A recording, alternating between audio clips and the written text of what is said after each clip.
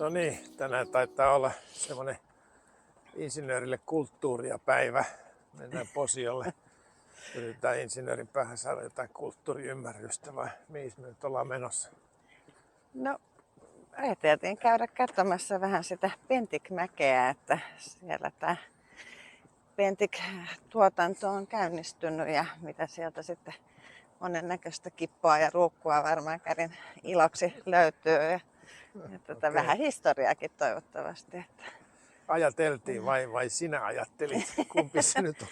No niin, miten No vähän. minä suostuin totta kai. Kyllähän tämä kulttuuriymmärrys insinöörikin tekee hyvää. Ainakin tässä vanhemmalla iällä jotain järkeä ja viisautta päähän. No niin. Mutta hypätään autoon ja jatketaan sinne päin. Kyllä.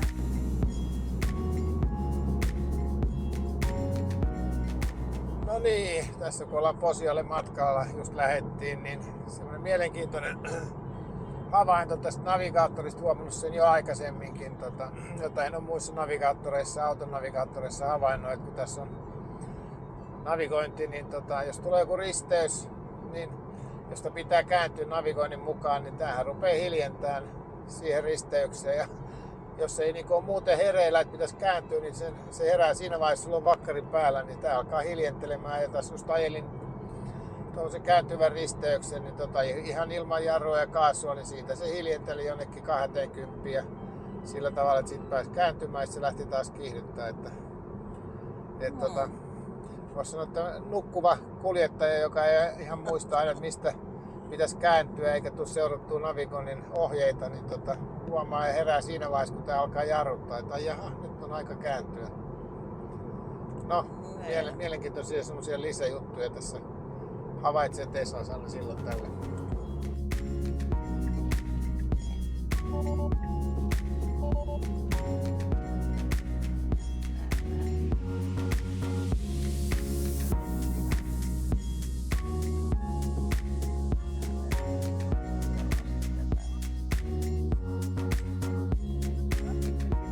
Rouva Pentik vai?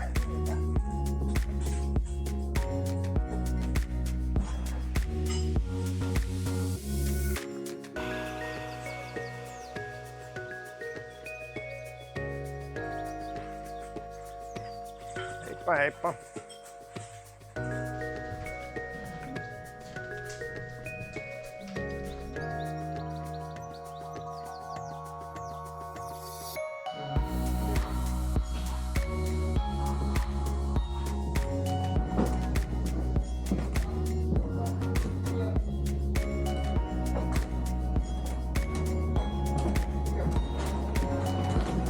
Kahvilaan päätä.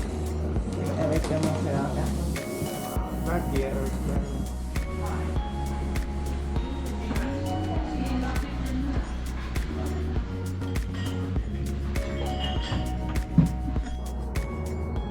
No niin, sellainen oli Pentikin myymälä. Katos heti kun päästiin Posiolta ulos, niin täällä on ihan kuivaa.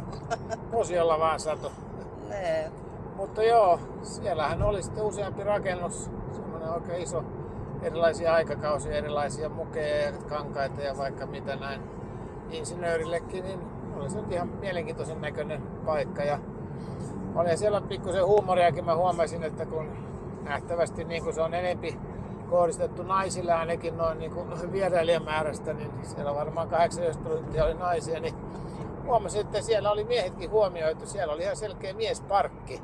Siellä oli oikein mukava sohva, jossa kaksi semmoista 70-ikäistä vanhempaa herraa istui tylsistyneen näköisenä lippalakit päässä ja odotteli nähtävästi vaimoa kierrokselta. Piti ottaa oikein valokuva siitä miesparkista. Oli niin hauskan näköinen paikka, mutta joo, en ollut kuitenkaan minä niin tylsistynyt. En istunut sillä sohvalla kertaa, vaan kiertelin kyllä siellä ihan kaikkia paikkoja katsomassa. Että mikäs Hannen fiilis oli Pentikin myymälästä ja museosta ja galleriasta ja kaikkea siinä olikaan? Ihan kivat fiilikset, että monta kertaa miettinyt, kun Sellossakin aikaisemmin oli tämä Pentikin liike, että hienoja tuotteita ja kiva tutustua nyt ihan tähän alkuperäiseen tehdaspaikkaan. Ja tosiaan tämä keramiikka ja kynttilät sitten tehdään ihan täällä paikan päällä. Ja oli sitä historiaa ihan kiva kätellä, että monennäköistä tuttua kippoa ja kuppia sieltä taisi kummankin silmään osua siitä historiaosuudesta. Ja tällä kertaa nyt Kari voi huokasta helpotuksesta, että ei tarttunut matkaa mitään. Että. Joo, hintahan noissa on kyllä vähän kovemman puolen äänen näin itse kun katsoo, kun suurin osa tavaroista tulee Kiinasta tai jostain muualta, niin kyllähän tämä suomalainen työ ja designi maksaa, että sitä siinä miettii, kun katselee niitä, että jos siinä ottaa 8 hengen astiasta, niin kuin ne jotkut otti 8 lautasta ja 8 mukia ja 8 pikkulautasta, niin kyllä sille helposti 500 € kolahtaa siinä ja se oli vielä kakkoslaatua, mutta joo, tietysti design ja kotimaisuus maksaa, että sille löytyy kyllä asiakkaita, että eihän siinä Kyllä. mitään. Ja kun miettii, että ne nyt on Arabian revontulilautasia, mitä me saatiin mun kummitäriltä häälahjaksi, niin onhan ne 40 vuotta hyvin palvelun lähes, että siinä mielessä hintansa väärtejä ovat. Joo, toi kortti tulee aina esiin, kun mä yritän esittää, että aika kova hinta ja mitäs mä siinä. Silloin täytyy antautua, että no joo, kyllähän tää autoilu esimerkiksi on aika paljon kalliimpaa. Mutta joo, missä me nyt oltiin menossa johonkin muualle sitten? No tuossa huomasin, että täällä on toinenkin paikallinen yrittäjä, tämmönen Korpihilla, niin siellä on varmaan jotain kivoja lakkahilloja ja kuohuvia ja mitä kaikkea. Käydään katsomassa, kun on tässä sopivasti matkan varrella. Kyllä joo, ja jos ei muuta, niin siellä on varmaan toinen kahvila niin kuin tuolla Pentikissä, niin sieltä saa kupin teetä ja tuolla oli mukava mustikka muffins, se oli oikein tuore ja hyvä, niin katsotaan mitä sieltä saadaan. Kyllä.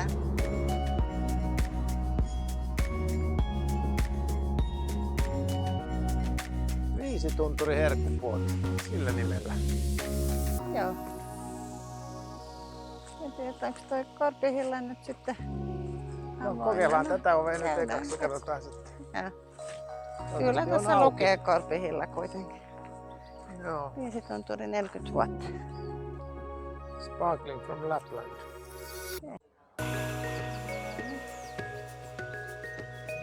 Mielenkiintoista. Tästä siirappeamme.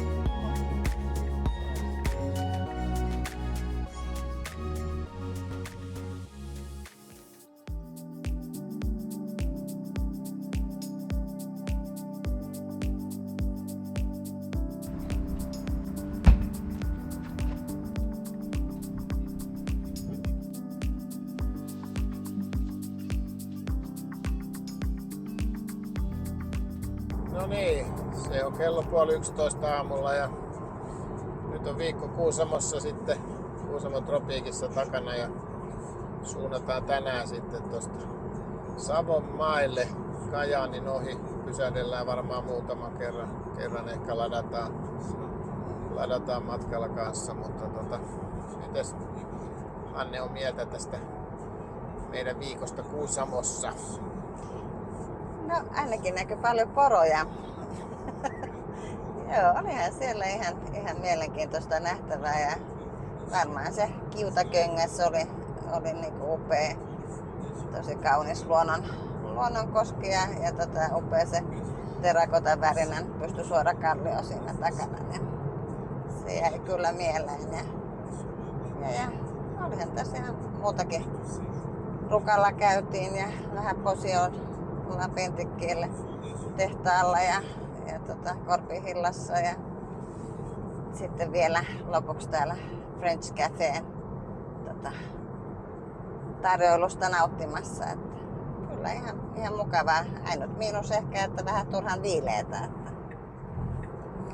Joo, aivan. Ja eilen oli sitten koko päivän sateli, vaan sitten käytiin vaan illalla French Cafessa. Mulle jäi nyt varmaan sitten parhaiten mieleen tämä ruka, kun mä laskein sillä kesäkelkalla ja sitten sitä Bayerin liukkua, ziplinea vedin niin kuin pikku lapsi siellä ihan innoissaan ihkuin. Niin se oli varmaan meikäläiselle insinöörille kaikista parasta huvia täällä. No, ei vaan, oli ihan mukava kyllä. Täällä on oltu joskus ikuisuus sitten, sukupolvi sitten viimeksi, kun Henri ja Jonna oli ihan pikkusia, niin tulipahan nyt käyttöön. Ja olisiko siellä, katsotaan onko poroja edessä, kun autot hidastaa, mutta siinä kääntyykin asuntoauto, kääntyy parkkipaikalle vaan. Mut joo, ei tässä sen enempää nyt tässä, kunhan todettiin, että matkaan lähdetään. Katsotaan, jos tässä matkan varrella tulee jotain mielenkiintoista, niin palataan asiaan.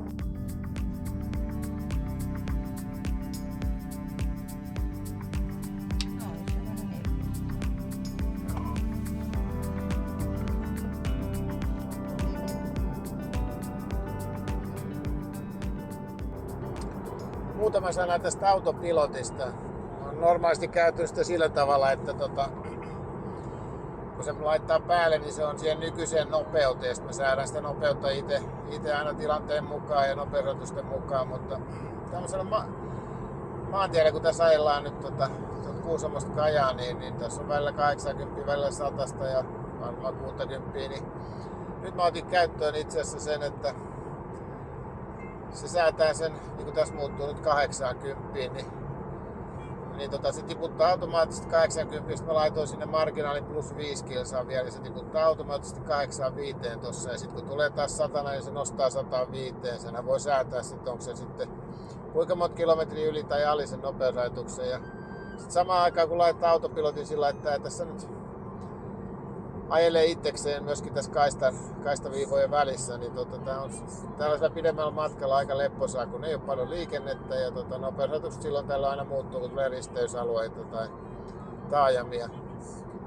Niin aika itsekseen ajaa, mutta en mä usko sitten toisaalta siellä kotona pääkaupunkiseudulla, niin se tuskin toimii hirveän hyvin. Siellä on jotain virheitäkin kartassa, niin että ne nopeusrajoitukset, mitä se kuvittelee, on vääriä. Niin todennäköisesti palaan sitten silloin taas takaisin siihen, että kun laittaa vakkarin päälle, se on siihen nopeuteen, missä on itse ajanut.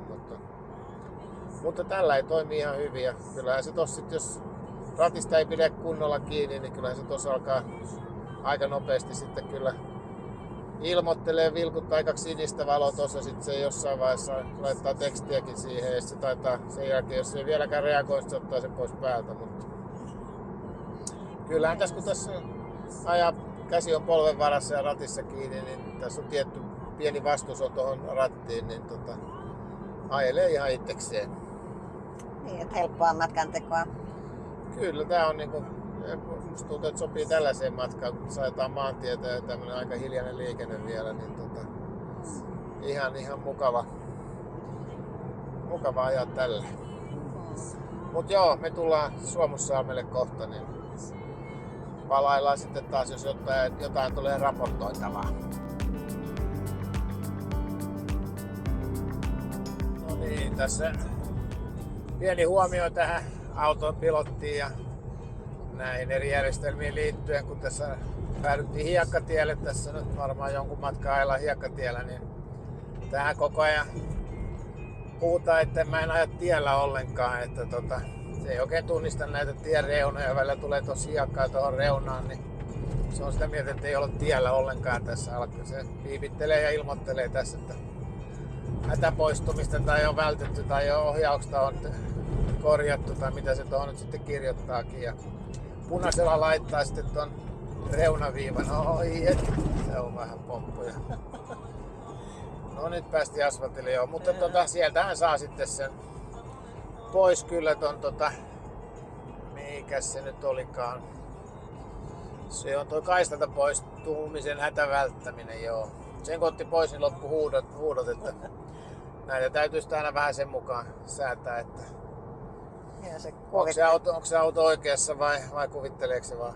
Niin, kuvittelee, että ajetaan vissiin tuolla ojan pohjalla. Sitä se oli mieltä moneen kertaan ja piipitteli.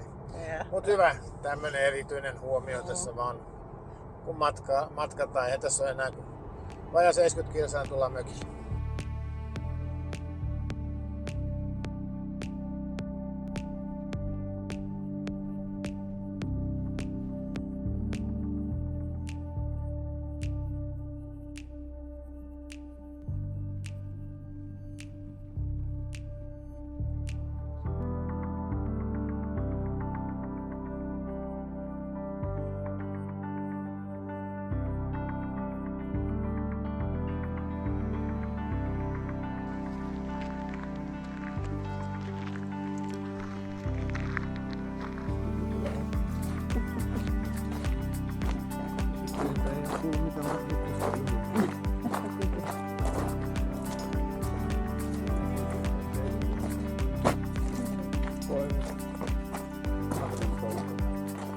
Retitellaan.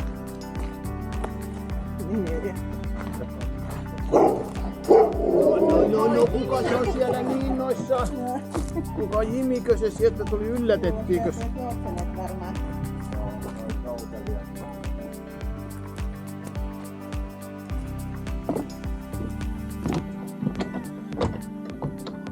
No niin.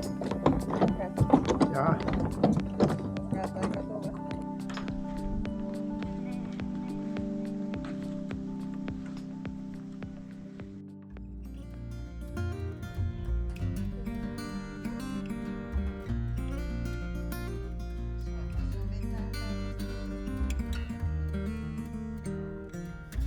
No niin, siellä meni sitten vajaa vuorokaus mökillä. Käytiin pikaisesti mökillä. Oli kyllä mukava ilta, lämmin ilta. Vähän oli ehkä hyttysiä kuitenkin, että pikkusen häiritsi. Ja aamukin on oikein mukava, mutta tässä nyt päätettiin kuitenkin jo lähteä. Ollaan oltu sitten kuitenkin reissussa sen verran pitkään, että lähdetään tästä kotiin kuitenkin ajelemaan. Käydään Jyväskylän kautta kummipoikaa tapaamassa ja sitten päästään kotiin taas vaihteeksi. Mutta kaunis paikkahan tuo mökki on aina ja siellä viihtyisi varmaan pidempäänkin kyllä, mutta joku toinen kerta.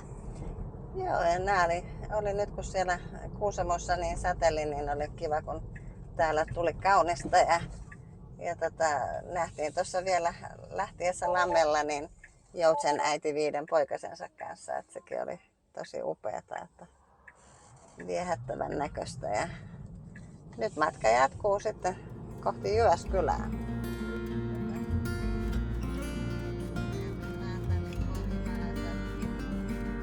No niin, 2 viikon ja 2 päivän reissu alkaa lähenee loppua. Vielä on 94 kilsaa matkaa kotiin, mutta tässä vaiheessa voi vähän katsoa yhteenvetoa siitä, että miten tämä auton kulutuksen kannalta meni tää reissu. Että tuosta kun katsotaan, niin meillä tulee tosiaan vähän yli 4000 kilometriä, muutama 10 kilometriä yli 4000 kilometriä matkaa ja energia on nyt käytetty 600 kilowattituntia ja varmaan tässä tulee sitten joku 230 kilowattia vielä lisää päälle tuohon, tai 20 kilowattia varmaan päälle. Keskikulutus on ollut 15,3 kilowattia 100 kilometriä kohti, että se on ollut kyllä hyvin, omasta mielestä hyvin decent. Se on ollut hyvin kohtuullinen. Että ei tää ihan hirveästi viettää Tesla kyllä, ja kuitenkin tässä on ajettu ihan reippaasti ja usein vähän liikennevirtaa nopeampaakin vauhtia. Ja 4000 kilometriä muuten, niin kyllä tää on palvellut ihan hyvin. Tässä on jotain omia pikkuoikkujaan ja sitten omia hyviä puolia kanssa, mutta kokonaisuutena niin ihan varmasti tyydyttävä auto tai tyytyväinen olen tähän, että hyvä auto pidemmälle reissulle ja latauksia ei liiemmälti tarvitse murehtia, kyllä täällä pääsee aika pitkiä matkoja menemään kyllä,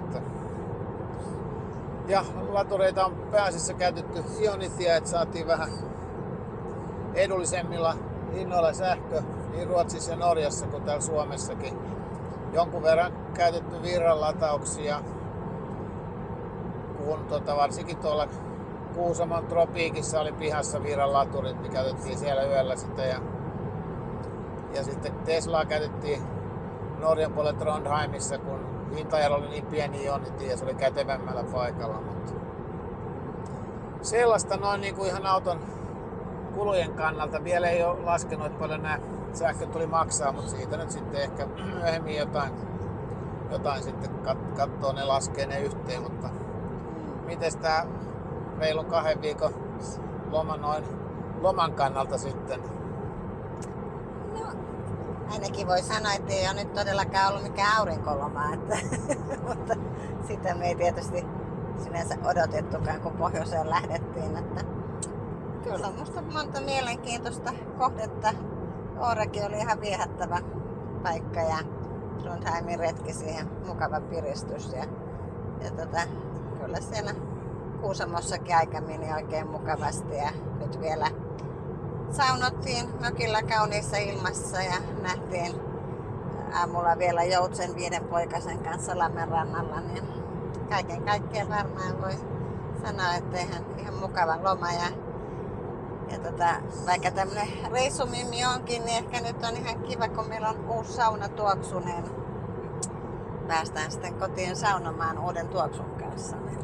Joo, tänään mennään varmaan kotona vielä saunomaan, joo. Se on selvä. Nyt tässä meillä ei Kuusamossa ei ollut sauna. Eilen kyllä käytiin tuolla mökillä saunassa, että se tietysti tämmöisille saunafriikeille, jos ne ottaa pitkän, melkein viikon paussin saunaan, niin se oli ihan tervetullut. Ja ihan mukavaa, että mökillä nyt viimeinen ilta lomalla vielä, niin oli ihan kaunis ilma. Ja nyt kun tullaan kotiin, niin kai tämä jotenkin tähän loman loppumiseen sopii, että vettä tulee niskaan nyt sitten tässä vaiheessa. Aika harmaata on, mutta ihan kiva palata kotiin ja ihan mielenkiintoinen reissu. Mukava reissu oli munkin mielestä ja auto palveli hyvin ja ihan hyvä reissun välinettä ainakin on ajamisen kannalta. Niin. Joo, ei tässä kai muuta kuin lomareissu loppuu tältä osin, niin ei muuta kuin me palataan sitten seuraavien videoiden osalta. Katsotaan mitä se seuraava sitten taas onkin. Seuraavat suunnitelmat sitten. Niin, seuraava reissu suunnittelu heti, kun päästään kotiin. Näin tehdään. Palaillaan myöhemmin seuraavilla videoilla. Moi moi! Täytyy vähän kehua tässä kyllä vielä tätä auton kulutusta. Nyt on ajettu sateessa ja just laskettiin, meillä on 122 ollut niinku 0,5 ollut mittari keskinopeus tässä viimeiset noin 50 kilsaa. Ja kulutus on ollut 17,5 kilowattia. Eli mittarissa meillä on ollut 130 ja kun tässä on ollut vähän hidastusta, nyt tietysti päädyttiin johonkin tiettyä, mä olin just 50 kilsaa tuntinopeus. Meillä on ollut vähän jonoa ajoa, niin keskinopeus on ollut 122,5, niin sateella vielä vain 17,5, niin on se kyllä todella vähän. Että kyllä tämä auto kulkee vähällä, että jes. On ne jenkit osannut jotain tehdä kyllä. Kyllä tää on niinku tehokas auto. Kyllä täällä pääsee kilowatilla. Op. Kaveri ajaa kyllä niin vieressä, että se ei ole ollenkaan omalla kaista. Ei se edes nähnyt, että me ollaan tässä. No joo. Kaiken näköisiä tällä liikenteessä. Oli varmaan muuten nainen. No ei ollut, en tiedä kuka oli.